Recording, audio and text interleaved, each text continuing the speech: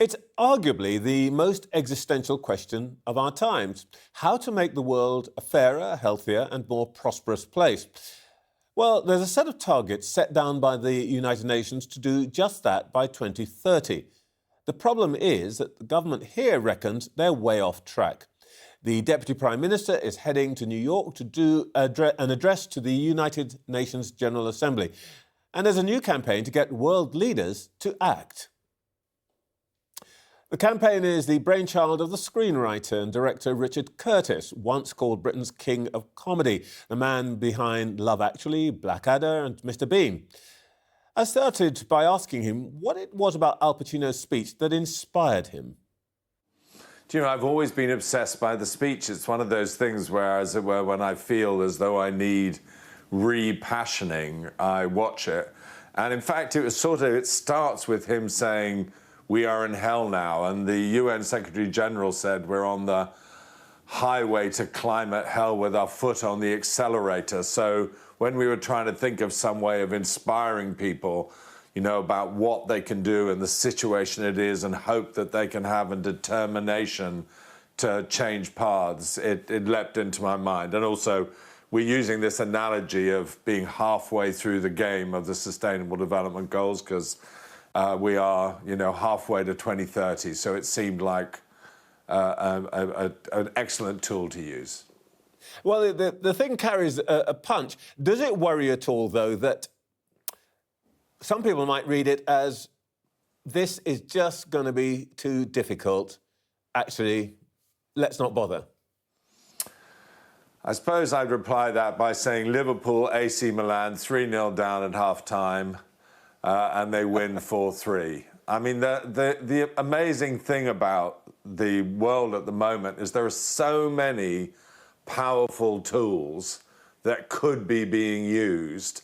And, you know, there's massive investment in renewable energy. There's all the potential of AI. There are incredible medical breakthroughs with regard to maternal mortality and things like that. So in many cases, it's just a question of a determination, as it were, a new game plan, a determination to exploit those things that we could be doing instead of sitting and saying, well, it is difficult.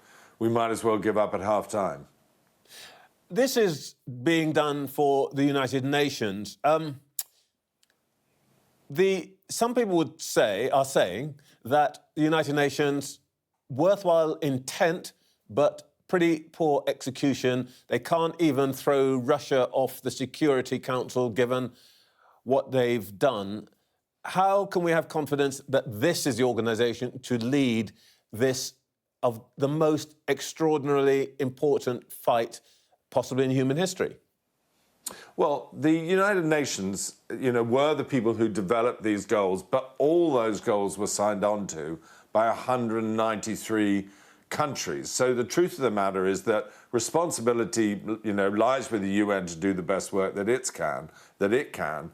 But what this film is trying to say is it's also every leader, every business leader, every teacher, and then every citizen. The last thing I'm saying is leave it to the UN, they'll deal with it. What this is saying is actually to everybody in the world, what are you going to do? What are you going to do to see whether or not we can turn so many things around? But of course, it's not just the states or their leaders who matter here. In the end, actually, it's the people who have to change their behaviours, who have to buy new ways of heating and or cooling their homes. And there's a considerable degree of pushback, both here in the UK and also in the United States, and in fact, all over the developed world, that all of this is too expensive, too difficult for ordinary people. Yeah, well, you know, that is, we are in a cost of living crisis. It's been really a very tough few years with conflict, with COVID. And the question is, you know, the SDGs were always intended to both apply to our own countries as well as countries abroad. But there are a lot of choices you can make that, as it were, don't have financial implications. Let's say the bank that you bank with. Now, some banks are pouring money into new fossil fuels. Don't bank with one of those banks. If you've got a pension, try and get a pension that is actually sustainable and is supporting things. You'll make just as much money on that pension.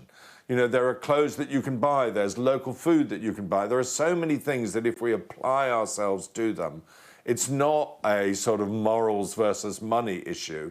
It's focusing on the way that you yourself can change the world, how you vote, all these things. So it's not saying it's a more expensive option. I've heard Mark Carney, who was governor of the Bank of England, describe sustainability as the biggest investment opportunity since the Industrial Revolution. It's changing your way of thinking about how we apply the wealth that we have. I mean, I think of ourselves as being in a climate war. I'm worried by the gentleness of the words climate warming when it's climate boiling, climate firing, you know, climate melting, all of these things. So, you know, it's always a question of determination to take things from where we are now. I think, you know, these are harder times, but they're times also with greater potential. You know, I think since then, $1 trillion, you know, has been invested in renewable energy. The world is changing. We've got AI. There are so many ways that we can exploit the situation that we're in. Certainly, at half-time, the thing that was never any use to say that was tough, I think we're going to lose. You know, there are so many, and I meet people all the time who are doing extraordinary work to try and improve their own communities and try and help people both at home and overseas. My personal experience is of a passionate younger generation committed to equality of gender, committed to equality of race, committed to the climate fight. You know, and what we're trying to say to that generation and politicians wanting the votes of that generation is let's, you know, screw ourselves to the sticking post and actually work harder, try harder, use all the new tools that we've got in our armory. I've always been an optimist, and I'm an optimist because I see so many people doing so many extraordinary things. That speech and what you've just said are all really about political inspiration and political leadership. Do you think that the political leadership that we have on both sides of the Atlantic is really up to the demand that's being made by this new generation? Well, look, I think there are extraordinary things that Biden is doing, and I've always believed there are great politicians and people of goodwill, you know, in the UK. And the thing about, you know, what you're saying to the public is if you engage with it, politicians will engage with it more. I've never, ever experienced a politician who hasn't said if we hear it from the public, we're much more likely to do it. So I think we have to, you know, be hopeful and be determined. And as it were, as our little film says, what are you going to do? We've got to try and do things like, as it were, the making of this film, which will, with any luck, make a difference. OK, when you come to make your next movie about political leadership, and we have a British political elite, who would you be casting as Mr. Keir Starmer now? You know, the strange thing is Keir Starmer was apparently the inspiration for Colin Firth's part as a human, for Colin Firth's role in Bridget Jones. So I'm going to go for Colin, although I think he'll have to put on a little bit of weight. What advice are you offering to Keir Starmer? It looked like he could conceivably be our next Prime Minister. Well, look, I would, you know, say to Keir Starmer that I think he should pay a lot of attention to the SDGs and, you know, fulfill all the promises that are being made about Britain becoming a great, new, expanding green economy. You know, I think this is terrifically important, the urgency of all these issues. This new short film is, again, about inspiration and leadership, and I just wondered what you made of what we've got now in the terms of leadership. I'm not really asking you about left or right. I think that, you know, cometh the hour, cometh the man.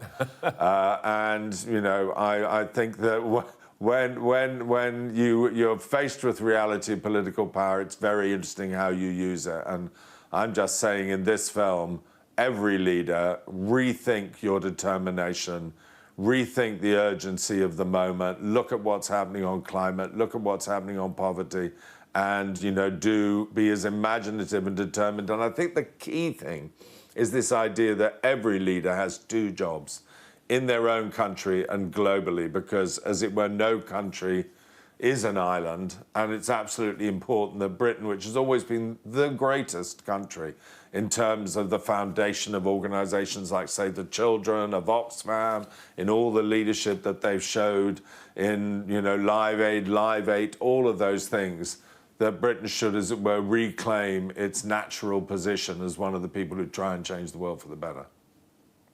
Richard Curtis, keep doing what you're doing. Thank you very much indeed.